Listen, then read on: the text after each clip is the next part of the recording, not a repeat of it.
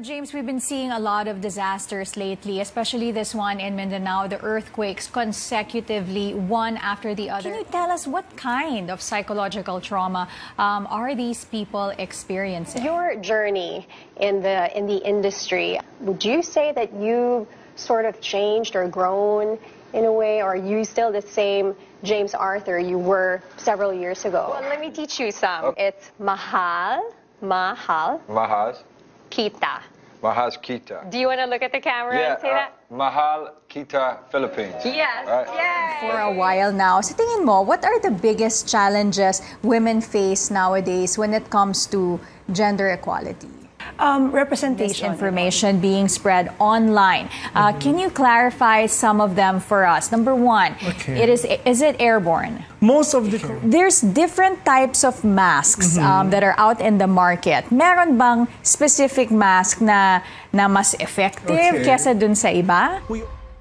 It's day one of the so-called community quarantine. What it means, land, air, sea travel in and out of Metro Manila is now suspended.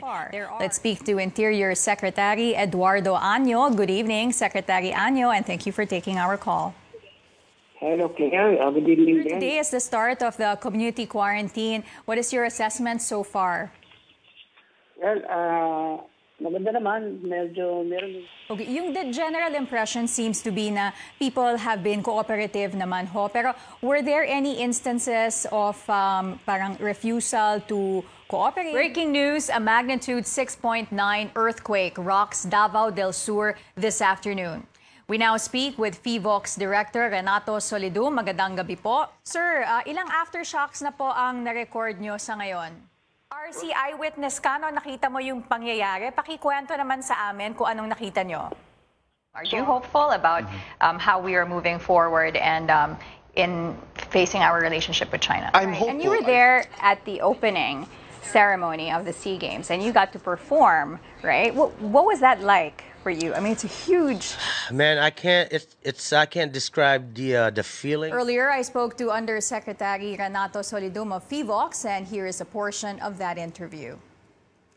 Explain to us what's happening right now in Taal. Well, back when... So 1 and so 4. Okay, lastly, yung sa evacuation centers na nasa mga eskwelahan, paano po ang klase bukas?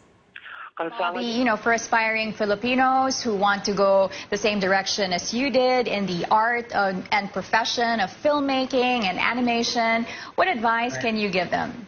I say keep moving forward, keep drawing. What about this, sir? The president also said that he doesn't mind if police officials are earning extra money from video carrera operations. Hindi ba illegal ho ito, sir? Yes, definitely. And joining us now is actress Roxanne Barcelo and director GB San Pedro to talk about the movie. Thank you for joining us today. Thank you for having us. Thank you. Okay, so tell us what the movie is about, and is it really about breaking barriers? To the aquatics competition, and the country's athletes are in for a busy night as they dive into action and hopefully bring 6 gold medals home. Christine Jacob-Sandejas, a SEA Games gold medal. Welcome to the newsroom on CNN Philippines. In the news, Typhoon Hagibis leaves a trail of destruction in Japan. At least 15 people are dead, while more than 100 people are injured.